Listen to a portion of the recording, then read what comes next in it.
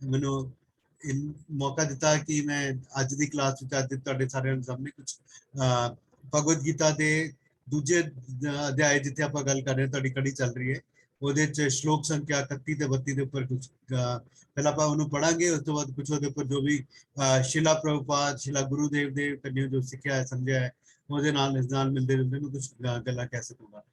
मैं एक छोटी सी प्रेजेंटेशन भी बनाई है ਤੁਹਾਡੇ ਸਾਹਮਣੇ ਰੱਖੂ, ਉਹਨੂੰ ਪ੍ਰੈਜ਼ੈਂਟ ਕਰੂੰਗਾ। ਔਰ ਸਭ ਤੋਂ ਬੇਨਤੀ ਹੈ ਕਿ ਸਭ ਲੋਕ ਧਿਆਨ ਨਾਲ ਸੁਣਨ।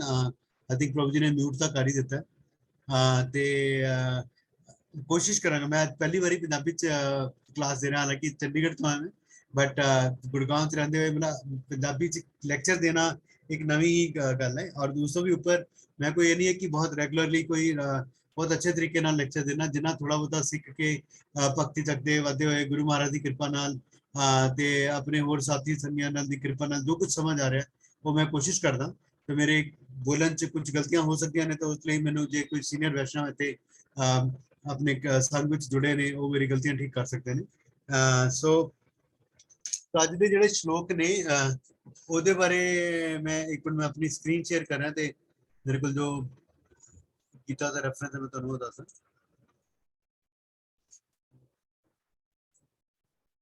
मेरी स्क्रीन दिख रही है प्रभु जी?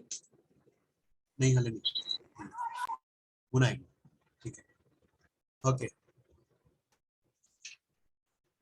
प्रभु जी स्क्रीन दिख रही है ना? हाँ जी प्रभु जी, ठीक है।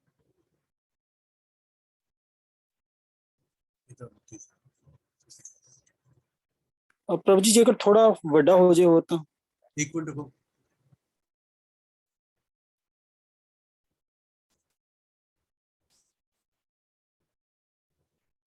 ठीक है प्रभु,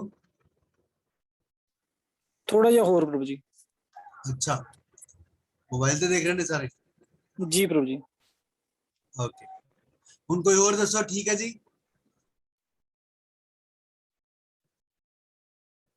आई थिंक कोई और तो पार्टिसिपेट ही नहीं कर रहा। एनीवे ठीक है, तो मैं श्लोक पढ़दा पहला, फिर ओदा एक एक बारी मतलब मीनिंग पढ़ दूंगा। स्वधर्ममपि च अवेक्ष्य नाविकिंपुतुम् अर्हसि धर्म्याति युद्धात् श्रेय अन्यत् क्षत्रियस्य न विद्यते। ਆਪਾਂ ਇੱਕ ਇੱਕ ਜਿਹੜਾ ਅੱਖਰ ਹੈ ਉਹਦਾ ਮਤਲਬ ਪੜਾਂਗੇ। ਸਵਧਰਮਮ ਆਪਣੇ ਧਰਮ ਨੂੰ, ਅਪੀ ਵੀ, ਚ ਬਿਨਾਂ ਸ਼ੱਕ, ਅਵੇਕਸ਼ ਵਿਚਾਰ ਕਰਕੇ, ਨਾ ਕਦੀ ਨਹੀਂ, ਵਿਕਰਮਪਿਤਮ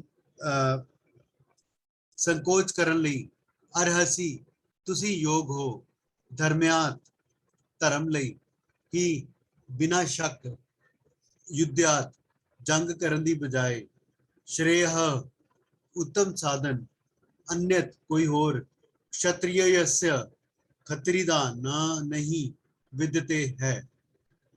अनुवाद, अनुवाद ते तात्पर्य शिला प्रभुपाद दे कन्यो अनुवाद। खत्री होने करके, खत्री होने कारण अपने विशेष धर्म का विचार करते हुए तुहानू समझना चाहिए है कि धर्म लई जंग करन तो वध के ਤੁਹਾਡੇ ਲਈ ਹੋਰ ਕੋਈ ਕਾਰਜ ਨਹੀਂ ਹੈ, ਇਸ ਲਈ ਤੁਹਾਨੂੰ ਸੰਕੋਚ ਕਰਨ ਦੀ ਕੋਈ ਲੋੜ ਨਹੀਂ ਹੈ। ਪ੍ਰਭੂ ਜੀ ਕਿਸੇ ਨੂੰ ਪੁੱਛੋਗੇ ਕੋਈ ਪੜਨਾ ਚਾਹੇਗਾ ਪੰਜਾਬੀ ਚ ਕੀ ਭਾਵ? ਮੈਂ ਦੇਖ ਰਿਹਾ ਸੀ ਜਸਟ ਟੂ ਇੰਗੇਜ ਦੂਜਿਆਂ ਨੂੰ, ਹੋਰਾਂ ਨੂੰ ਇੰਗੇਜ ਕਰਨ ਲਈ।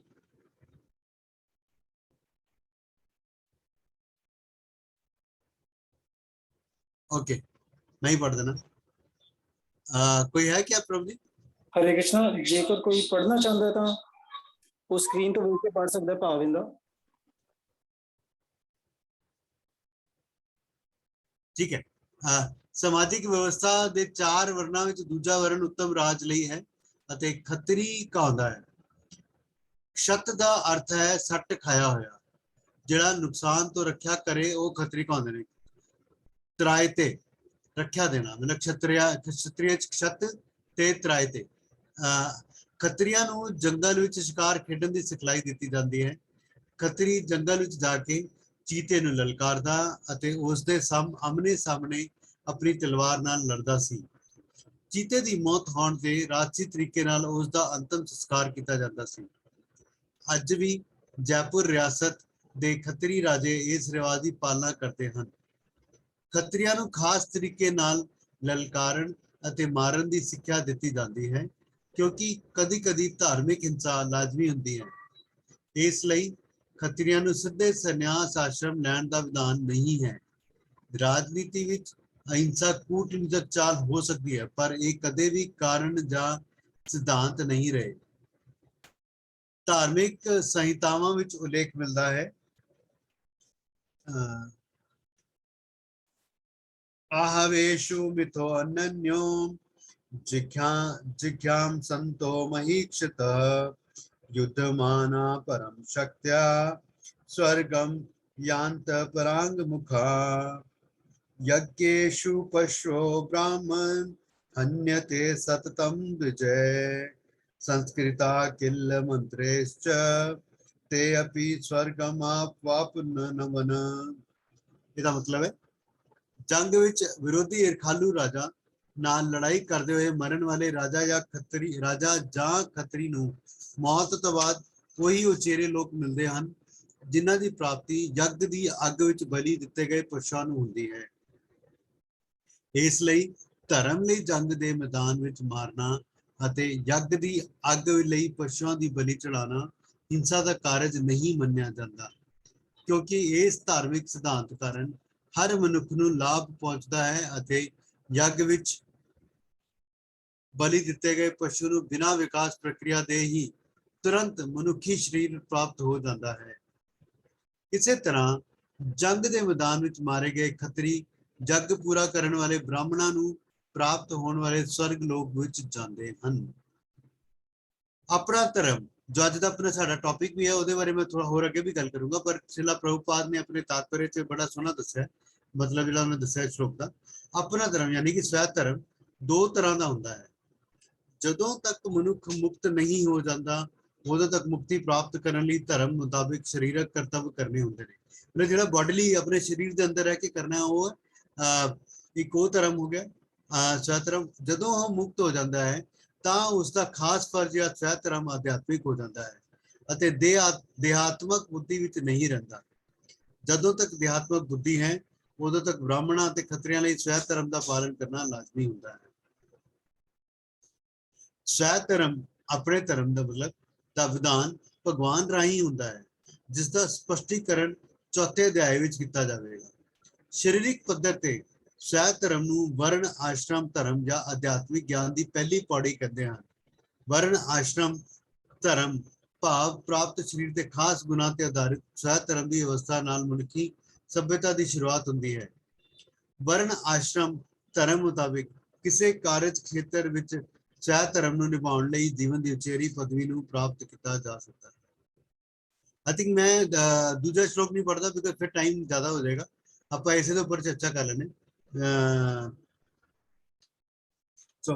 मैं एक बारी ओम अज्ञानम तिमिरन्धस्य ज्ञानानंजन श्लाघ्य चक्षुरुन्मिलितं येन तस्मै श्री गुरुवे नमः। श्री चैतन्य मनोभीष्टं स्थापितं येन भूतले स्वयं रूपं तथा मह्यं ददाति स्वपदान्तिकं। वन्देऽहं श्रीगुरुं श्रीयुतपदकमलं श्रीगुरुन् वैष्णवस्य श्रीरूपं साग्रजातं सगण रघुनाथान्वितं तं सजीवं साद्वैतं सावधूतं परिजन सहितं कृष्ण चैतन्य देवं श्री राधा कृष्ण पादान् सगण ललितं श्री विशाखान्वितांश्च।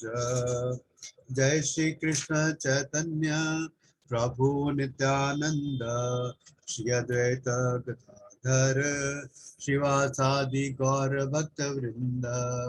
हरे कृष्णा कृष्णा कृष्णा हरे हरे, हरे राम राम राम हरे हरे।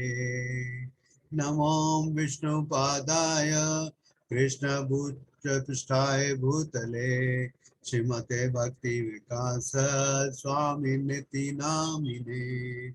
नमो विष्णुपदाय कृष्णपृष्ठाय भूतले श्रीमते भक्ति वेदांत स्वामी निति नामिने। हरे कृष्ण। मेरी आवाज आ रही है ना चरण? जी प्रभु जी। मैं हाँ जी, थैंक यू।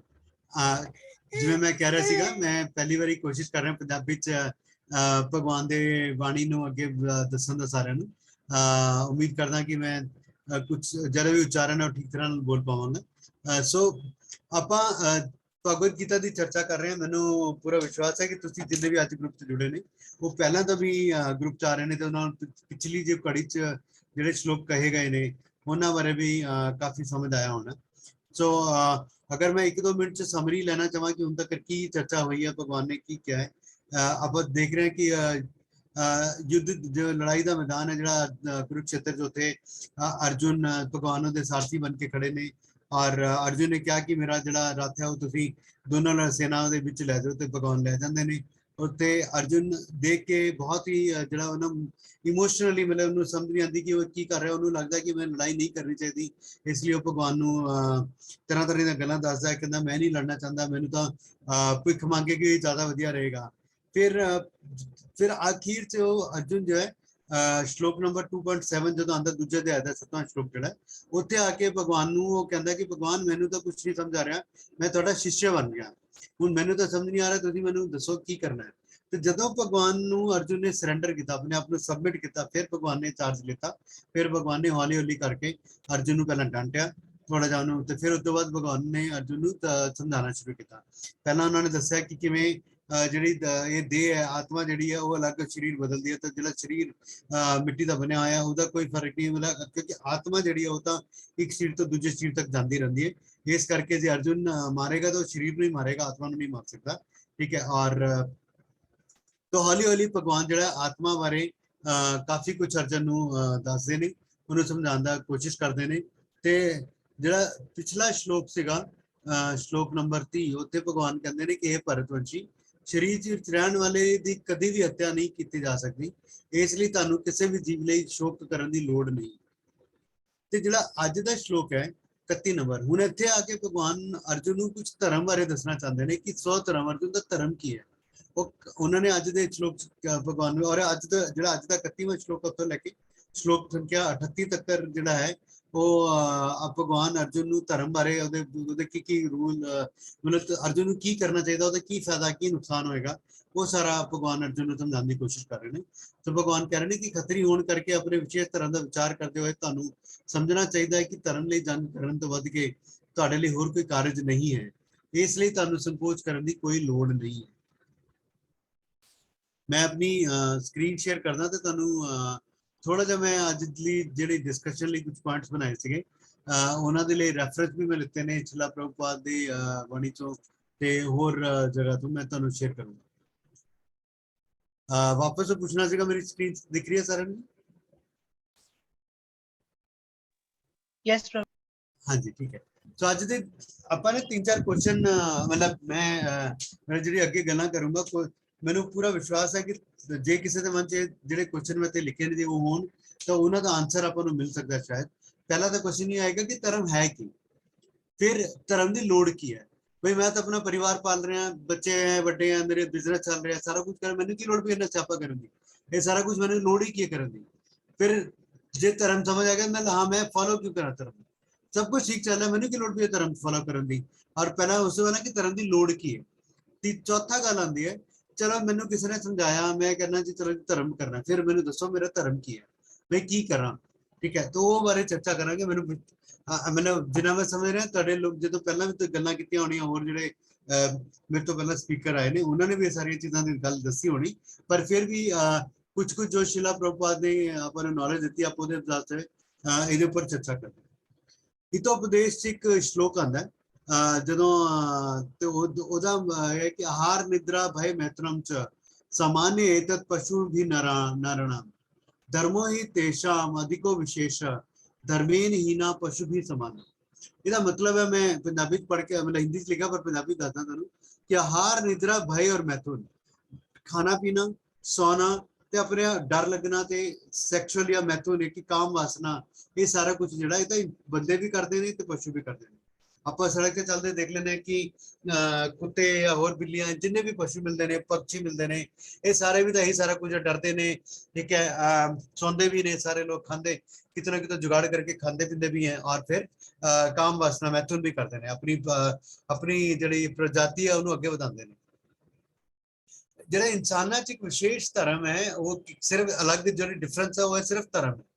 अगर धर्म नहीं है तो इंसान जिन्ने भी हैं वो पशुओं के बराबर है। हुण जे आपां अपनी रोजमर्रा की जिंदगी च देखिए, अपने आस पास झाक के देखिए तो किन्ने लोग हैं जिहड़े धर्म नूं फॉलो करते। पंजाब या नॉर्थ इंडिया या इवन भारत देश का हले भी बहुत लोग हैं जिहड़े धर्म नूं फॉलो करते होंगे, पर ਜਦੋਂ ਆਪਾਂ ਕਿਸੇ ਦੂਜੇ ਦੇਸ਼ਾਂ 'ਚ ਜਾਂਦੇ ਆ ਤਾਂ ਉੱਥੇ ਦਾ ਮਤਲਬ ਹੀ ਨਹੀਂ ਹੈ ਕਿ ਧਰਮ ਦਾ ਕੁਝ, ਮਤਲਬ ਬਹੁਤੇ ਲੋਕਾਂ ਨੂੰ ਬਹੁਤਾ ਧਰਮ ਦਾ ਨਹੀਂ ਪਤਾ। ਮੈਨੂੰ ਯਾਦ ਆ ਰਿਹਾ, ਮੈਂ ਗੱਲ ਕਰਦੇ ਕਰਦੇ ਯਾਦ ਆ ਰਿਹਾ ਕਿ ਮੈਂ ਜਦੋਂ ਮੈਨੂੰ ਨਾ ਐਜ਼ ਏ ਆਪਣੇ ਪ੍ਰੋਫੈਸ਼ਨ में यूनिसेफ ਸੀਗਾ ਤਾਂ ਮੈਨੂੰ ਅਰੁਣਾਚਲ ਪ੍ਰਦੇਸ਼ ਕਾਫੀ ਵਾਰੀ ਜਾਣਾ ਪੈਂਦਾ ਤੇ ਕਈ ਮਹੀਨੇ ਅਰੁਣਾਚਲ ਪ੍ਰਦੇਸ਼ ਰਿਹਾ।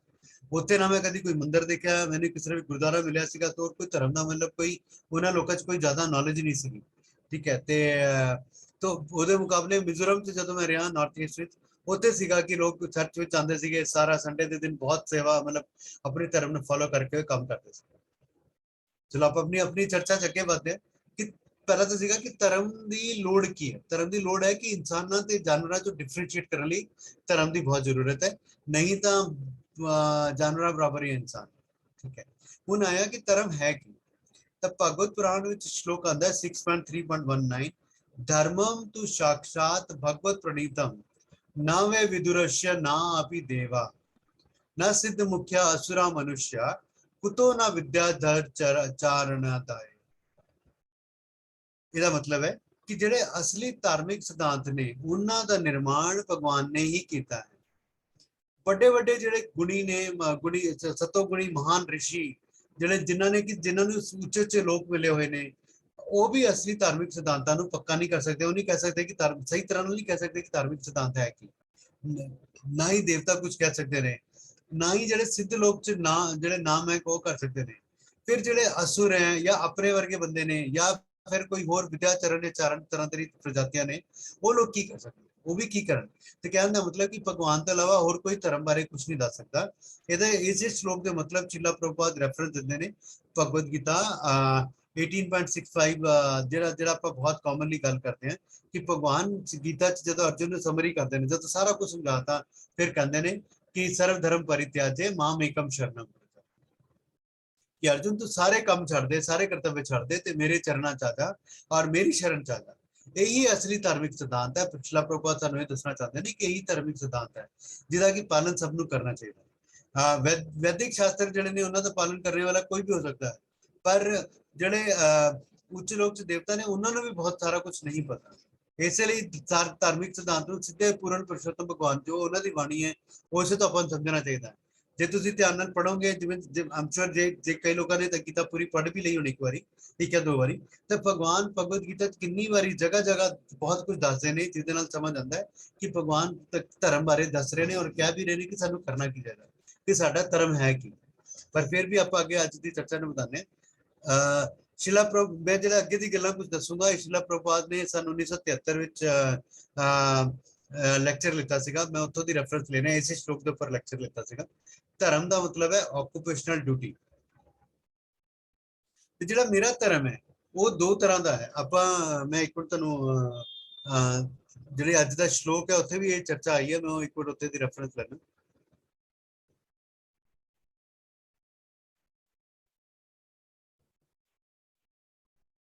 ਜਿਹੜਾ ਮੇਰਾ ਧਰਮ ਹੈ ਉਹ ਦੋ ਤਰ੍ਹਾਂ ਦਾ। ਇੱਕ ਤਾਂ ਹੋਇਆ ਕਿ ਜਿਹੜਾ ਆਪਾਂ ਆ ਦੇਖੋ ਇੱਥੇ ਲਿਖਿਆ ਆਪਣਾ ਧਰਮ ਦੋ ਤਰ੍ਹਾਂ ਦਾ ਹੁੰਦਾ। ਜਦੋਂ ਤੱਕ ਮਨੁੱਖ ਮੁਕਤ ਨਹੀਂ ਹੋ ਜਾਂਦਾ ਉਦੋਂ ਤੱਕ ਮੁਕਤੀ ਪ੍ਰਾਪਤ ਕਰਨ ਲਈ ਜਿਹੜਾ ਧਰਮ ਮੁਤਾਬਿਕ ਸਰੀਰਕ ਕਰਤੱਵ ਕਰਨੇ ਹੁੰਦੇ ਨੇ, ਇੱਕ ਤਾਂ ਉਹ ਧਰਮ ਹੋ ਗਿਆ। ਔਰ ਜਦੋਂ ਮੁਕਤ ਹੋ ਗਿਆ ਅਧਿਆਤਮਿਕ, ਜਿਹੜਾ ਮਤਲਬ ਅਧਿਆਤਮ ਬੁੱਧੀ ਤੋਂ ਅਗਰ ਉੱਪਰ ਉੱਠੇ ਤਾਂ ਉਹ ਅਧਿਆਤਮਿਕ ਧਰਮ ਹੋ ਗਿਆ, ਠੀਕ ਹੈ।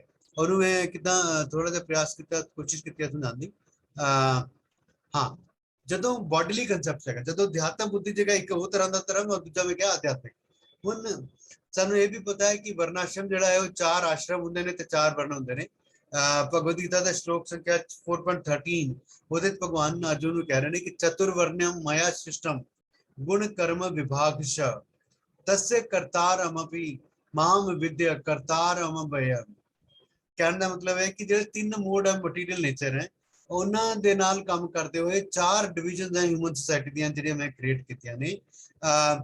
मैं हालांकि प्रभुपाद भी कहते हैं कि हालांकि मैं सारी चीज़ें क्रिएट की ब्राह्मण क्षत्रिय वैश्य शूद्र या सारा कुछ मैं क्रिएट किया, पर मैं इन्हों तो सब तो उपर हाँ, मैनू कोई नहीं समझ सकता। मैं तो ये मतलब ये मैं बदल नहीं सकता, मेरा कोई ये नहीं है कि मैं इन्होंने आश्रमों के नाल बन्ने हुए, मैं इन्होंने गुणा तो उपर। ठीक है, तो अपन पता है 4 वर्ण जड़े ने, चार वर्ण हुए ब्राह्मण क्षत्रिय वैश्य शूद्र, और 4 आश्रम भी भगवान ने दसे ने जड़े हैं ब्रह्मचर्य। ठीक है, उस तो बाद गृहस्थ आश्रम है, फिर संन्यास आश्रम है। ठीक है, ऐसा करके जेडे 4 आश्रम ने वो भी भगवान ने दसे ने।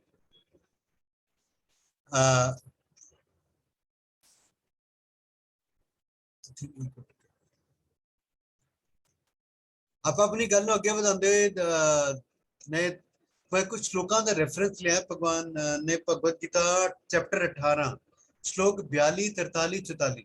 मेरे को पंजाबी च श्लोक नहीं है, मैं हिंदी च पढ़ रहा, तो मैं फिर ट्रांसलेट करके पंजाबी दस दूंगा तुहानू। बेसिकली जो भगवान ने जो ये दसना चाह रहे हैं अर्जुन को दसदे हुए कि ब्राह्मण किदां दे लोकां नूं आपां ब्राह्मण कह सकते हैं, और किदां दे लोकां नूं खत्तरी या फिर अगे शूद्र या वैश्य जिवें भी जिहड़े बिजनेस वाले ने वो किवें कह सकते हैं।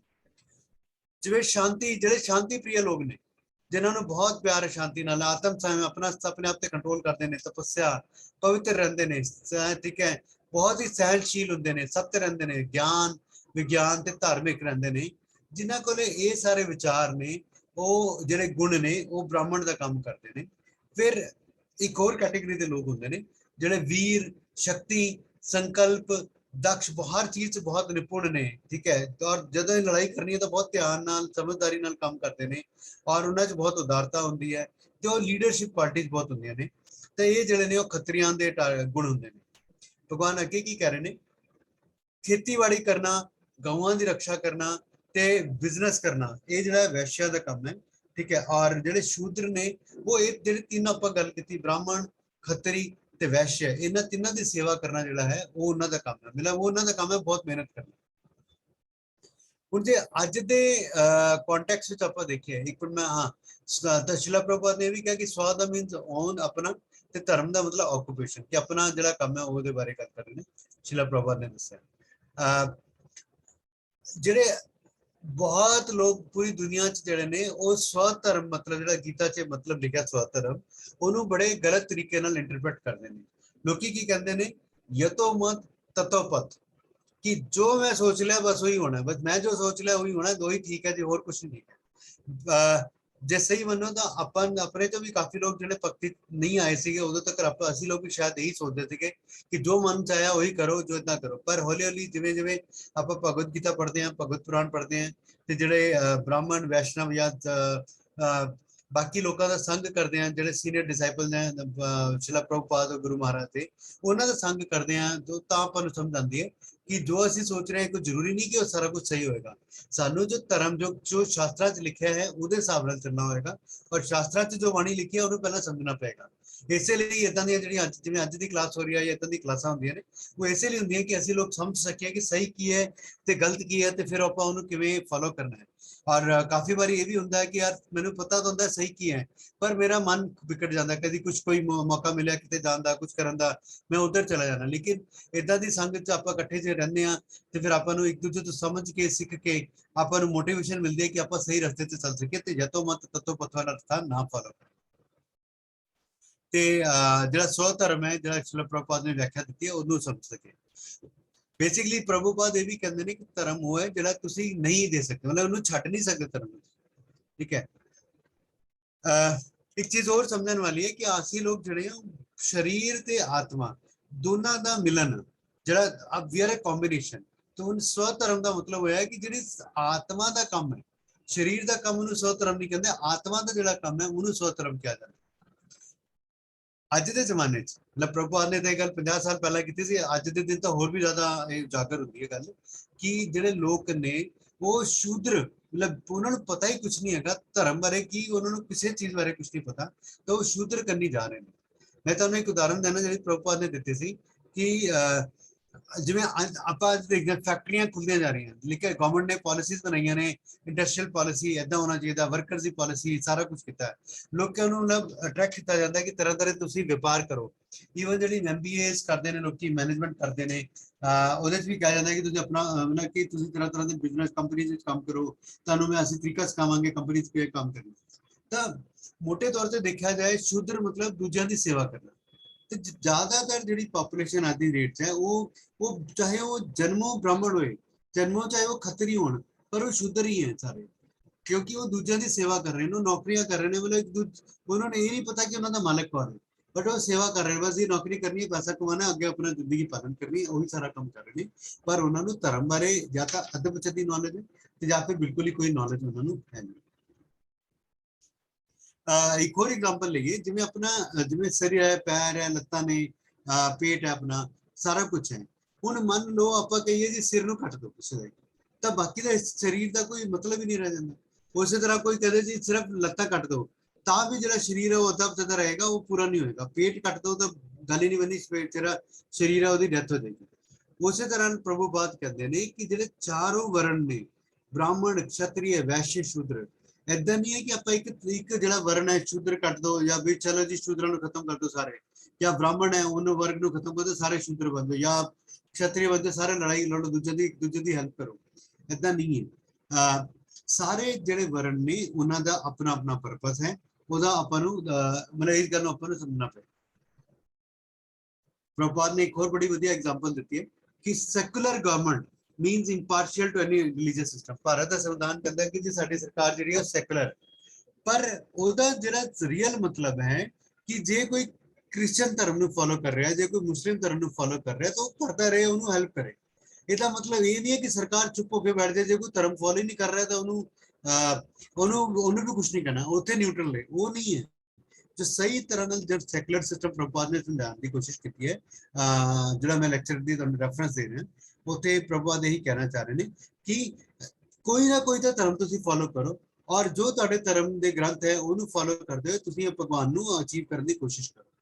ਔਰ ਪ੍ਰਭੂਪਾਦ ਨੇ ਕਈ ਜਗ੍ਹਾ ਇਹ ਵੀ ਕਿਹਾ ਹੈ ਕਿ ਏਦਾਂ ਕੋਈ ਜ਼ਰੂਰੀ ਨਹੀਂ ਹੈ ਕਿ ਤੁਹਾਨੂੰ हिंदू धर्म मतलब जो कृष्ण भगवान दी या वैष्णव धर्म फॉलो कर, कोई मुस्लिम कर रहा है, अगर वो शुद्ध मन मुस्लिम धर्म ਨੂੰ फॉलो कर रहा है और ਉਹਨਾਂ ਦੇ ਆਪਣੇ ਸਕ੍ਰਿਪਚਰਸ ਨੂੰ ਫੋਲੋ ਕਰ ਰਿਹਾ ਹੈ, ਤਾਂ ਉਹ ਵੀ ਭਗਵਾਨ ਨੂੰ ਪ੍ਰਾਪਤ ਕਰ ਸਕਦਾ ਹੈ।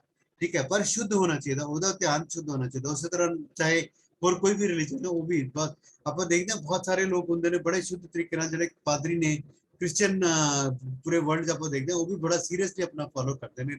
ਤੇ ਕੋਈ ਜ਼ਰੂਰੀ ਨਹੀਂ ਕਿ ਸਿਰਫ वैष्णव धर्म ही फॉलो करना। पर बेसिकली जो सेक्युलर गवर्नमेंट का जो मैंने कहना चाह रहा था वो ये है कि कोई ना कोई तो धर्म फॉलो करना होगा, ये नहीं है कि तुम कुछ भी फॉलो नहीं करो, वो सेक्युलर गवर्नमेंट का मतलब नहीं। हाँ, ਹੁਣ ਆਪਾਂ ਥੋੜਾ ਜਿਹਾ ਟਾਈਮ ਲੈਂਦੇ ਆ ਕਿ ਬ੍ਰਾਹਮਣ ਕੀ ਹੁੰਦੇ ਨੇ ਤੇ ਉਹਨਾਂ ਦੇ ਕੀ ਰੋਲ ਹੈ, ਛਤਰੀ ਕੀ ਹੁੰਦੇ ਨੇ, ਖੱਤਰੀ ਕੀ ਹੁੰਦੇ ਨੇ, ਉਹਨਾਂ ਦਾ ਕੀ ਰੋਲ ਹੈ। ਬ੍ਰਾਹਮਣ ਦਾ ਮਤਲਬ ਸ਼ੁਚੀ, ਸ਼ੁੱਧ, ਸਫਾਈ ਤੇ ਹਮੇਸ਼ਾ ਸਾਫ਼ ਰਹਿੰਦੇ ਨੇ। ਠੀਕ ਹੈ, ਤੇ ਖੱਤਰੀ ਜਿਹੜੇ ਨੇ ਉਹ ਹਮੇਸ਼ਾ ਉਹਨਾਂ ਨੂੰ ਤਿਆਰ ਰਹਿਣਾ ਚਾਹੀਦਾ, ਔਰ ਦੂਜਿਆਂ ਨਾਲ ਜੇ ਲੋੜ ਹੈ ਤਾਂ ਦੂਜਿਆਂ ਨੂੰ ਬਚਾਉਣ ਲਈ, ਦੂਜਿਆਂ ਦੀ ਤੋਂ ਪ੍ਰੋਟੈਕਸ਼ਨ ਲਈ ਉਹਨਾਂ ਨੂੰ ਲੜਨਾ ਵੀ ਚਾਹੀਦਾ। ਔਰ ਲੇਕਿਨ ਜਿਹੜੀ ਉਹਨਾਂ ਦੀ ਲੜਾਈ ਹੋਏਗੀ ਉਹ ਧਰਮ ਦੀ ਖਾਤਰ ਹੋਏਗੀ। ਕੋਈ ਅਧਰਮ ਦਾ ਕੰਮ ਕਰ ਰਿਹਾ, ਮਤਲਬ ਧਰਮ ਦੀ ਰੱਖਿਆ ਕਰਨ ਲਈ ਉਹਨਾਂ ਦਾ ਕੰਮ ਹੋਏਗਾ। ਕੋਈ ਐਦਾਂ ਨਹੀਂ ਹੈ ਕਿ ਉਹ ਕਿਸੇ ਗਲਤ ਕੰਮ ਲਈ ਲੋਕੀ ਕੋਈ ਗਲਤ ਕੰਮ ਕਰ ਰਹੇ ਨੇ ਤਾਂ ਉਹਨਾਂ ਦੀ ਰੱਖਿਆ ਕਰਨੀ। ਅਗਰ ਕੋਈ ਧਰਮ ਦਾ ਕੰਮ ਕਰ ਰਿਹਾ ਉਹਦੀ ਰੱਖਿਆ ਕਰਨ ਲਈ ਜਿਹੜੇ ਖੱਤਰੀ ਹੈ ਉਹ ਉਹਨਾਂ ਨੂੰ ਲੜਨ ਦੀ ਤਿਆਰ ਰਹਿਣਾ ਚਾਹੀਦਾ। ਪ੍ਰਭੂਪਾਦ ਕਹਿੰਦੇ ਨੇ ਬ੍ਰਾਹਮਣਾਂ ਨੂੰ ਤਾਂ ਲੜਨ ਦੀ ਲੋੜ ਨਹੀਂ, ਬ੍ਰਾਹਮਣ ਦਾ ਨਾ ਹੀ ਬ੍ਰਾਹਮਣਾਂ ਨੂੰ ਕੋਈ ਕੰਮ ਕਰਨ ਦੀ, ਸ਼ੂਦਰਾਂ ਵਾਂਗੂ ਕੰਮ ਕਰਨ ਦੀ ਲੋੜ ਨਹੀਂ ਹੈ। ਬ੍ਰਾਹਮਣ ਜਿਹੜੇ ਨੇ ਉਹਨਾਂ ਨੂੰ ਨਾ ਹੀ ਵੈਸ਼ਿਆ ਵਾਂਗੂ ਕੋਈ ਵਪਾਰ ਕਰਨ ਦੀ ਲੋੜ ਹੈ। ਉਹਨਾਂ ਨੂੰ ਤਾਂ ਇਸ ਲਈ ਬ੍ਰਾਹਮਣ ਜਿਹੜਾ ਆਪਣੀ ਜੀਵਨ ਦਾ ਯਾਪਨ ਕਰਨ ਲਈ ਉਹ ਭਿੱਖਿਆ ਵੀ ਮੰਗ ਸਕਦੇ ਨੇ। ਉਹਨਾਂ ਦਾ ਮੇਨ ਕੰਮ ਕਿਹਾ ਜਾਂਦਾ ਪਠਨ ਪਾਠਨ ਯਜਨ ਯਾਜਨ ਦਾਨ ਪ੍ਰਤੀਗ੍ਰਹ, ਕਿ ਬ੍ਰਾਹਮਣ ਦਾ ਬਿਜ਼ਨਸ ਹੈ ਕਿ ਉਹ, ਪਰ ਬ੍ਰਾਹਮਣ ਜਿਹੜੇ ਨੇ ਉਹ ਬਹੁਤ ਹੀ ਨੌਲੇਜੇਬਲ ਹੋਣੇ ਚਾਹੀਦੇ ਨੇ, ਉਹਨਾਂ ਨੂੰ ਬਹੁਤ ਜਾਣਕਾਰੀ ਹੋਣੀ ਚਾਹੀਦੀ ਸਾਰੇ ਵੈਦਿਕ ਗ੍ਰੰਥਾਂ ਬਾਰੇ। ਉਹਨਾਂ ਨੂੰ ਭਗਵਾਨ ਸ਼ੁੱਧ ਭਗਤੀ ਕਿਵੇਂ ਕਰਨੀ ਚਾਹੀਦੀ ਹੈ, ਭਗਵਾਨ ਨੂੰ ਅਚੀਵ ਕਿਵੇਂ ਕਰ ਸਕਦੇ हैं ਉਹਦੇ ਬਾਰੇ ਹੋਣਾ ਚਾਹੀਦਾ, ਤੇ ਉਹ ਦੂਜਿਆਂ ਨੂੰ ਉਹਦਾ ਗਿਆਨ ਦੇਣ।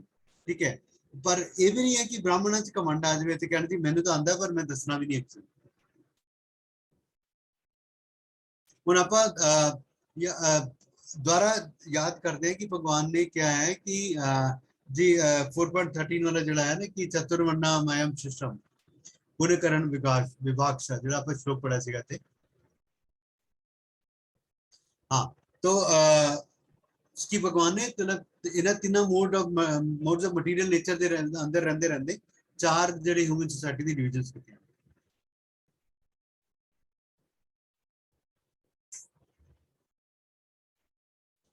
ओके आई थिंक मैंने दसिया गया ਸੀਗਾ कि मैं जल्दी खत्म कर 8:40 तक मैं 10-15 मिनट और ले सकता हूं या मैं खत्म करें कोई दसे प्लीज हले मेरी 2-3 स्लाइड्स और ने जी प्रभु जी कंटिन्यू कर सकते हैं। ठीक है लोग समझ आ रहा है जी सारे नु कोई और दसे मैं जो कहना चाह रहा समझ आ रहा है सारे नु Yes, Prabhu. Thank you so much.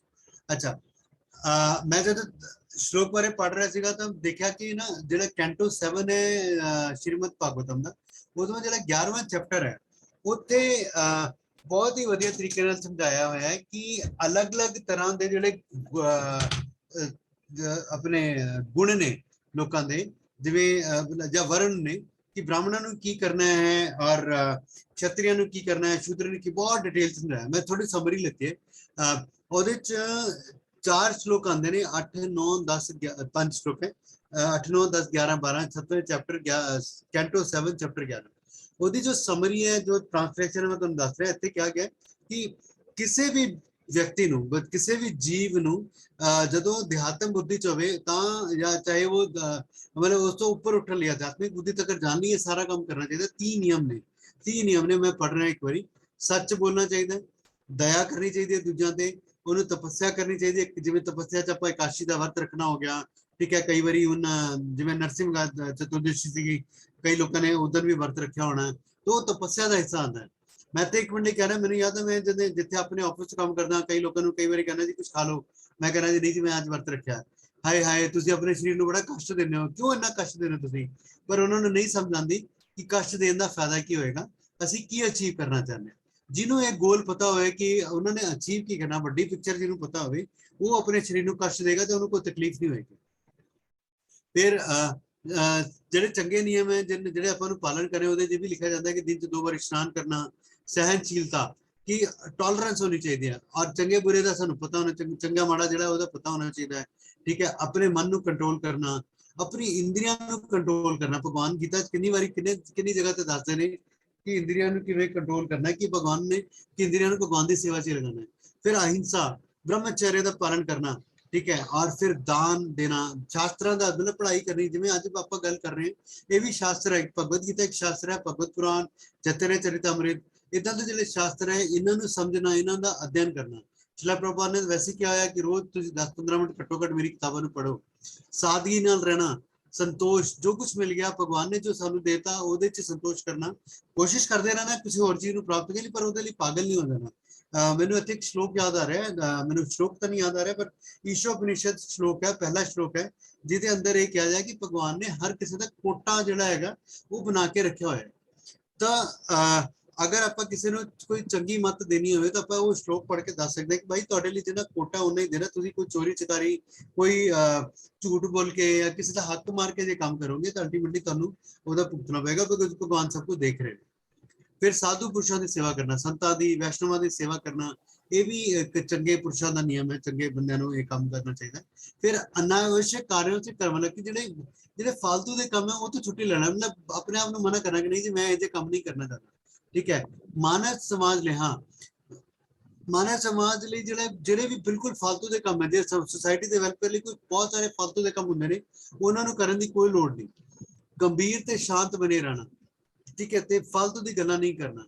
ਇਹਦੇ ਬਾਰੇ ਫालतू ਦੀ ਗੱਲਾਂ ਨਾ ਕਰਨ ਬਾਰੇ ਜਿਹੜਾ ਹੈਗਾ I think nectar of instruction ਜੇ ਤੁਹਾਨੂੰ ਸਮਝ ਆਵੇ ਉਹ ਸ਼ਾਸਤਰ ਹੈਗਾ ਉਹਦੇ ਕਈ ਸਾਰੇ ਸ਼ਲੋਕ ਦਿੱਤੇ ਹੋਏ ਨੇ ਕਿ ਕਿਵੇਂ ਆਪਣਾ ਵਾਚੋ ਵੇਗਮ ਵਾਚੋ ਉਦਰਪਸ ਵਗੈਰਾ ਵਗੈਰਾ ਬਹੁਤ ਸਾਰਾ ਕੁਝ ਆਪਾਂ ਨੂੰ ਸਲਾਹ ਮਿਲਦੀ ਹੈ ਕਦੀ ਟਾਈਮ ਮਿਲੇਗਾ ਤਾਂ ਉਹਦੇ ਬਾਰੇ ਡਿਸਕਸ ਕੀਤਾ ਜਾ ਸਕਦਾ ਹੈ ਹਾਂ ਤੇ ਆਪਾਂ ਇਸ ਚੀਜ਼ ਬਾਰੇ ਵੀ ਸੋਚਣਾ ਇਹਦੇ ਬਾਰੇ ਵਿਚਾਰ ਕਰਨਾ ਕਿ ਜਿਹੜਾ ਇਹ ਮਨੁੱਖੀ ਸਰੀਰ ਆਪਾਂ ਨੂੰ ਮਿਲਿਆ ਹੈ ਇਹ ਜਿਹੜੀ ਆਪਾਂ ਨੂੰ ਆਤਮਾ ਇਹ ਮਨੁੱਖ ਸਰੀਰ 'ਚ ਮਿਲੀ ਹੈ ਜਿਹੜਾ ਕਿ ਥੋੜੀ ਦੇਰ ਪਹਿਲਾਂ ਕਿ ਸਭ ਤੋਂ ਉੱਤਮ ਮੰਨਿਆ ਜਾਂਦਾ ਤੇ ਆਪਾਂ ਨੂੰ ਇੱਕ ਮੌਕਾ ਮਿਲੇ ਇਹਦੇ ਬਾਰੇ ਆਪਾਂ ਨੂੰ ਮਤਲਬ ਕੀ ਮੌਕਾ ਮਿਲਿਆ ਤੇ ਇਹਨੂੰ ਕਿਵੇਂ ਫਾਇਦਾ ਲਈਏ ਦਾ ਇਹ ਜਿਹੜਾ ਮੌਕਾ ਮਿਲਿਆ ਇਹਨੂੰ ਕਿਵੇਂ ਨਾ ਗਵਾਈਏ ਠੀਕ ਹੈ ਮੇਰਾ ਜਿਵੇਂ ਆਈ ਥਿੰਕ ਦੁਰਲਭ ਮਾਨਵ ਸਰੀਰ ਹੈ ਇਹ ਸਰੀਰ ਦੁਰਲਭ, ਉਹਦੇ ਬਾਰੇ ਕਿਉਂ ਸੋਚੇ। ਸਭ ਸਾਰੇ ਜੀਵ ਉਹਨਾਂ 'ਚ ਅੰਨ ਦਾ ਸਮਾਨ ਵਿਤਰਨ ਕਰਨਾ, ਪ੍ਰਤੇਕ ਆਤਮਾ, ਹਰ ਇੱਕ ਆਤਮਾ ਨੂੰ, ਖਾਸ ਕਰਕੇ ਆਦਮੀਆਂ ਨੂੰ ਪਰਮੇਸ਼ਵਰ ਦਾ ਅੰਸ਼ ਬਣਾ ਕੇ ਹਰ ਇੱਕ 'ਚ ਜੀ ਭਗਵਾਨ ਉਹਨਾਂ ਦੇ ਸਰੀਰ 'ਚ ਵਿਰਾਜਮਾਨ ਕਰਨੇ। ਔਰ ਫਿਰ ਭਗਵਾਨ ਦੇ ਜਿੰਨੇ ਕਾਰਜਕਲਾਪ ਹੋਏ ਸੀ ਉਹਨਾਂ ਦੀ ਜਿਹੜੀ ਲੀਲਾ ਸੀ ਉਹਦੇ ਬਾਰੇ ਸੁਣਨਾ, ਭਗਵਾਨ ਨੇ ਜੋ ਗਿਆਨ ਦਿੱਤਾ ਉਹਨੂੰ ਸੁਣਨਾ। ਔਰ ਫਿਰ ਇਹਨਾਂ ਜਿਹੜੀ ਭਗਵਾਨ ਦੀ ਲੀਲਾ ਨੇ ਉਹਨਾਂ ਬਾਰੇ ਗੁਣਗਾਨ ਕਰਨਾ। ਜਿਵੇਂ ਅੱਜ ਆਪਾਂ ਇਹ ਗੁਣਗਾਨ ਕਰ ਰਹੇ ਹਾਂ ਭਗਵਾਨ ਦੀ ਲੀਲਾ ਦਾ, ਭਗਵਾਨ ਦੀ ਬਾਣੀ ਦਾ ਗੁਣਗਾਨ ਕਰ ਰਹੇ ਹਾਂ, ਔਰ ਉਹਨਾਂ ਦੇ ਉਪਦੇਸ਼ਾਂ ਦੇ ਉੱਪਰ ਕੀਰਤਨ ਕਰਨਾ। ਫਿਰ ਇਹਨਾਂ ਨੂੰ ਰੋਜ਼ ਯਾਦ ਰੱਖਣਾ ਤੇ ਸੇਵਾ ਕਰਨ ਦੀ ਕੋਸ਼ਿਸ਼ ਕਰਨੀ, ਪੂਜਾ ਕਰਨੀ ਭਗਵਾਨ ਦੀ, ਭਗਵਾਨ ਨੂੰ ਨਮਸਕਾਰ ਕਰਨਾ, ਭਗਵਾਨ ਦਾ ਦਾਸ ਬਣਨਾ, ਉਹਨਾਂ ਨੂੰ ਮਿੱਤਰ ਬਣਨਾ ਤੇ ਫਿਰ ਆਪਣੇ ਆਪ ਨੂੰ ਸਮਰਪਣ ਕਰਨਾ, ਸਭ ਕੁਝ ਭਗਵਾਨ ਦੇ ਸਮਰਪਣ ਕਰਨਾ। ਇਹ ਸਾਰਾ ਕੁਝ ਜੋ ਹੈ ਇਹ ਚੰਗੇ ਬੰਦਿਆਂ ਦੇ, ਮਤਲਬ ਜਿਹੜੇ ਦਿਨ ਆਮ ਲੋਕ, ਹਰ ਆਮ ਲੋਕਾਂ ਨੂੰ ਇਹ ਸਾਰੀਆਂ ਚੀਜ਼ਾਂ ਫੋਲੋ ਕਰਨੀ ਚਾਹੀਦੀਆਂ। ਤੇ ਨਾਰਦ ਜੀ ਯੁਧਿਸ਼ਠਰ ਨੂੰ ਗਿਆਨ ਦਿੰਦੇ ਕਹਿੰਦੇ ਨੇ ਕਿ ਜੇ ਮਾਨਵ ਜੀਵਨ 'ਚ ਆਪਾਂ ਇਹ 30 ਗੁਣਾਂ ਨੂੰ ਅਰਜਿਤ ਕਰ ਲੈਂਦੇ ਹਾਂ ਤਾਂ ਭਗਵਾਨ ਨੂੰ ਪ੍ਰਾਪਤ ਕਰਕੇ ਪ੍ਰਸੰਨ ਕਰ ਸਕਦੇ ਹਾਂ, ਭਗਵਾਨ ਨੂੰ ਪ੍ਰਾਪਤ ਕਰ ਸਕਦੇ ਹਾਂ।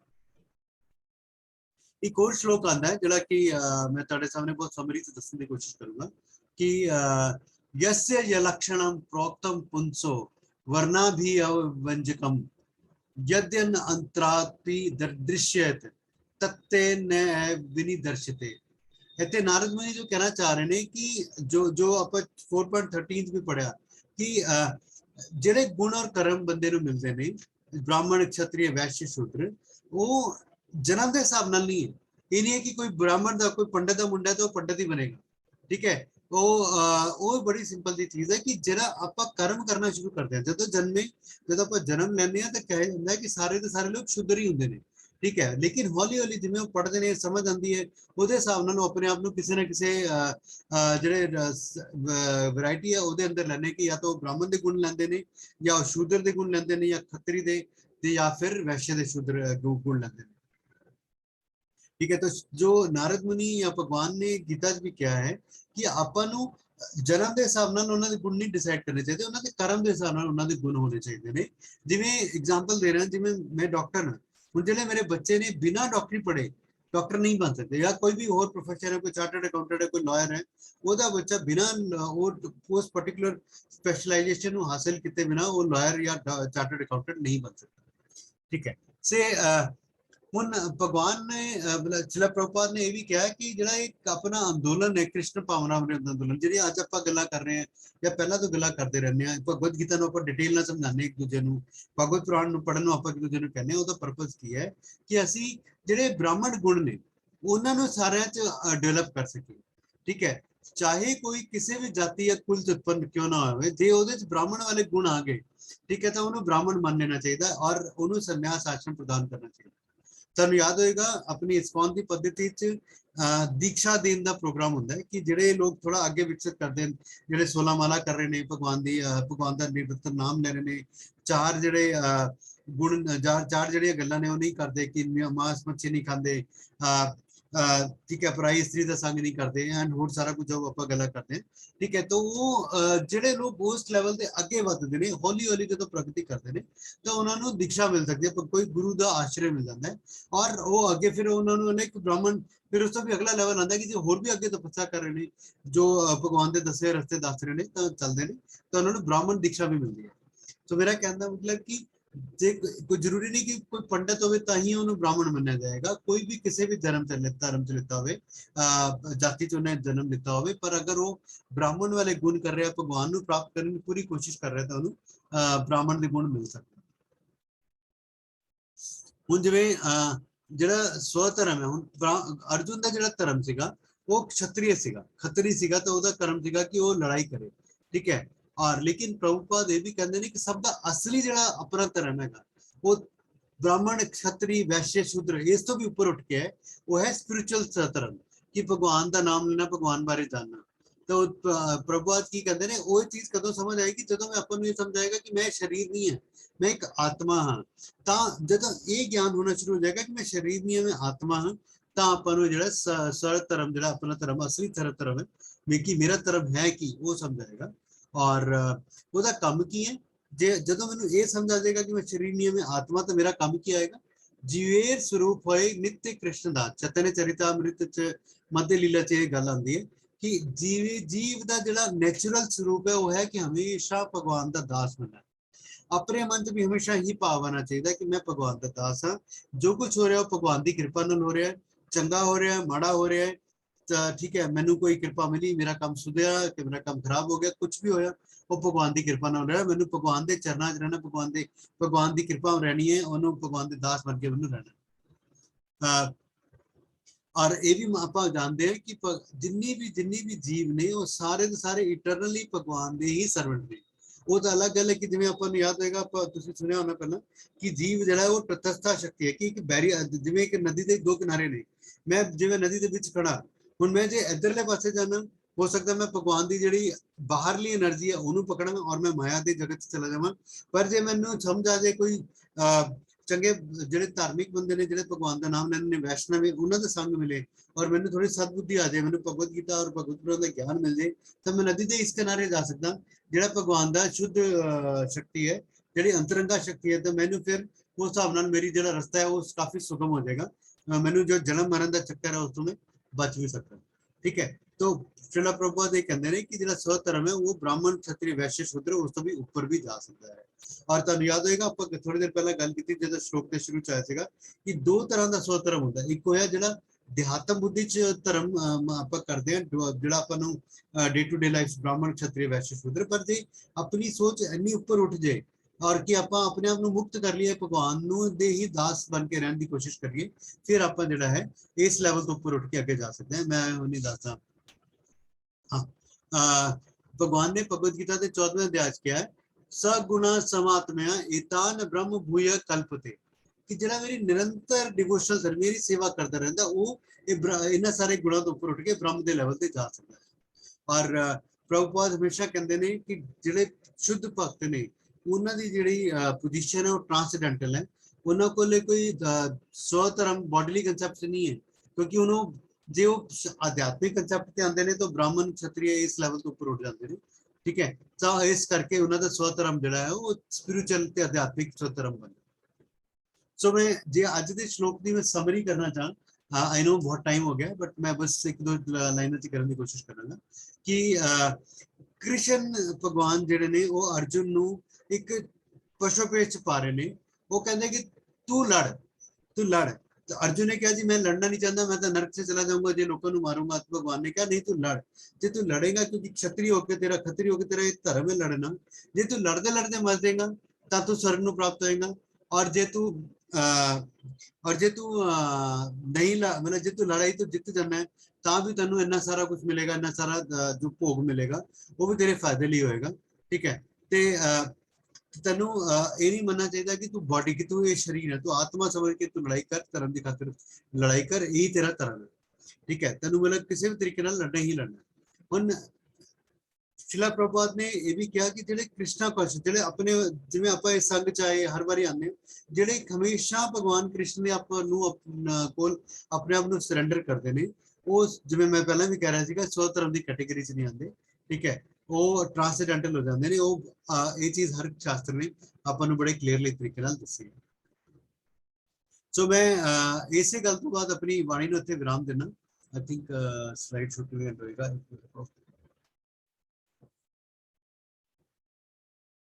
स्टॉप।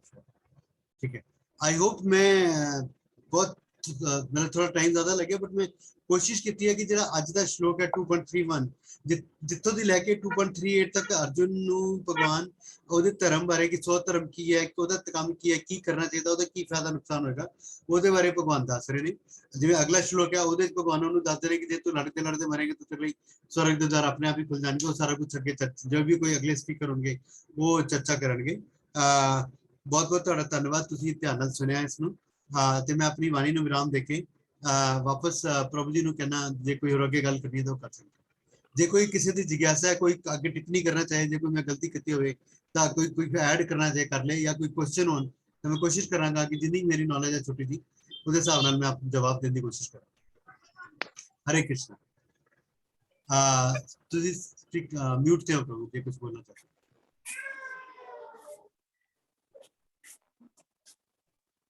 अमित खन्ना प्रभु जी कुछ बोलना चाह रहे हो तो म्यूट कर दो। अच्छा ठीक है। हरे कृष्ण प्रभु जी।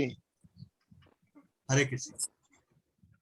ਪ੍ਰਭੂ ਜੀ ਮੈਂ ਤੇ ਤੁਹਾਡਾ ਦਾਸ ਹਾਂ, ਬਹੁਤ ਛੋਟਾ ਵਾਂ, ਤੁਹਾਡੇ ਨਾਲ ਕੀ ਕੁਐਸਚਨ ਕਰਾਂਗਾ।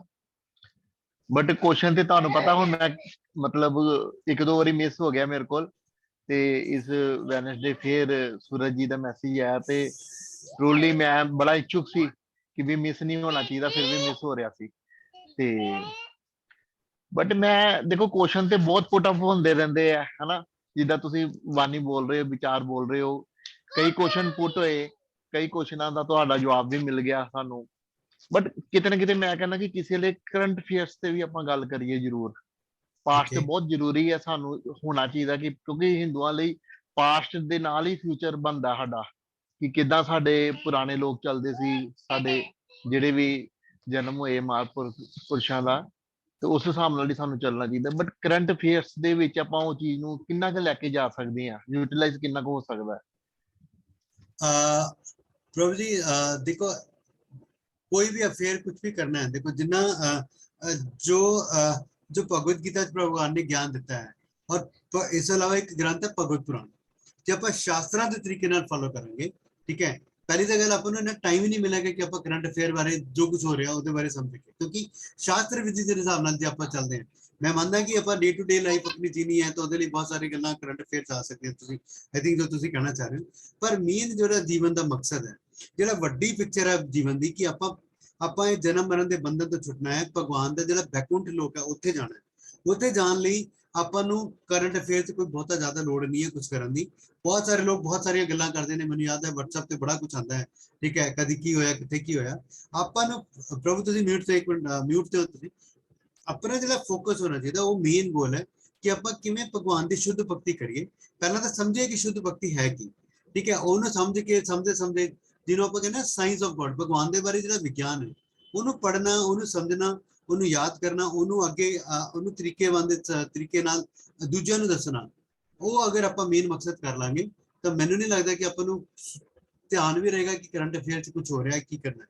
ਆਪਣੇ ਆਪ ਹੀ ਭਗਵਾਨ ਆਪਣੇ ਆਪ ਰਸਤੇ ਦਿਖਾਉਂਦੇ ਰਹਿਣ ਕਿ ਆਪਾਂ ਕਿਵੇਂ ਅੱਗੇ ਆਪਣੇ ਜੀਵਨ ਨੂੰ ਅੱਗੇ ਚਲਾਉਣਾ।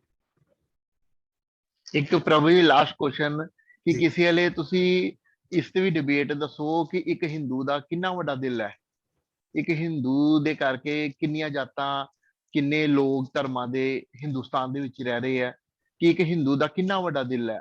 ਮਤਲਬ ਅੱਜ ਕੱਲ ਦੀ ਜੋ ਰਾਜਨੀਤੀ ਆਪਾਂ ਸੁਣ ਰਹੇ ਹਾਂ, ਦੇਖ ਰਹੇ ਹਾਂ ਕਿ ਭੜਕਾਊ ਰਾਜਨੀਤੀ ਚੱਲ ਰਹੀ ਹੈ, ਕਿ ਆਪਾਂ ਕਿਸੇ ਧਰਮ ਨੂੰ ਨਹੀਂ ਰਹਿਣ ਦੇਣਾ, ਉਹਨੂੰ ਨਹੀਂ ਕਰਨ ਦੇਣਾ ਕੰਮ, ਇਹ ਉਹ।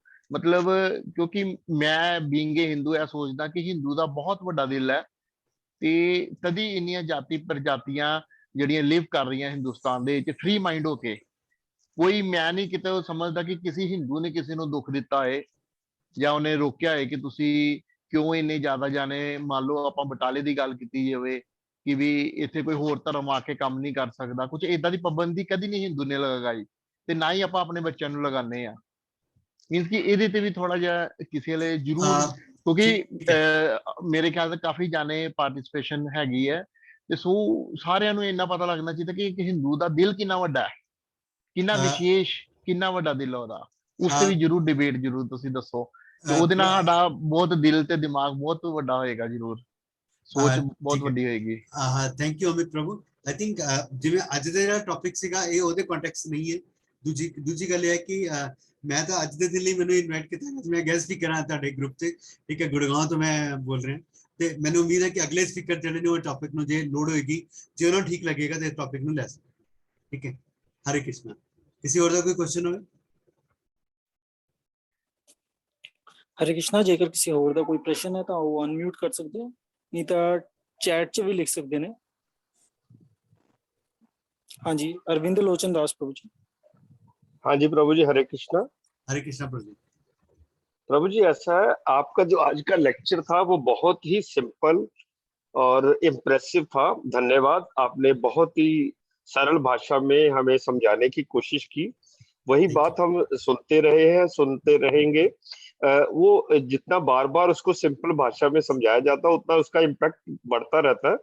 तो आज का लेक्चर जो था वो हमारे लिए बहुत ही यूजफुल था। धन्यवाद, बहुत बहुत धन्यवाद, थैंक यू। और कोई कुछ कहना चाह रहे हैं? ठीक है, आई थिंक टाइम बहुत हो गया। Yes Prabhu ji, over to you. Hare Krishna. हाँ प्रभु जी, लगदा होर किसी ਦਾ ਕੋਈ ਪ੍ਰਸ਼ਨ ਨਹੀਂ ਹੈ। ਥੈਂਕ ਯੂ ਸੋ ਮਚ ਪ੍ਰਭੂ ਜੀ ਤੁਹਾਡੇ ਅੱਜ ਦੇ ਸਮੇਂ ਲਈ ਤੇ ਕਥਾ ਪ੍ਰਸਾਦ ਲਈ। हरे कृष्णा। हरे कृष्ण। सारे लोग एक बारी मिलके मेरा बोलेंगे हरे कृष्णा महामंत्र बोलेंगे। मैं रिक्वेस्ट करूंगा सबको अनम्यूट करने ली और जिन्हें लोग अपना कैमरा ऑन कर सकते हैं just for a minute. Hare Krishna Hare Krishna Krishna Krishna Hare Hare Hare Hare Hare Hare Ram Ram Hare Ram Ram Ram Ram Ram Hare Hare Hare Shila Prabhu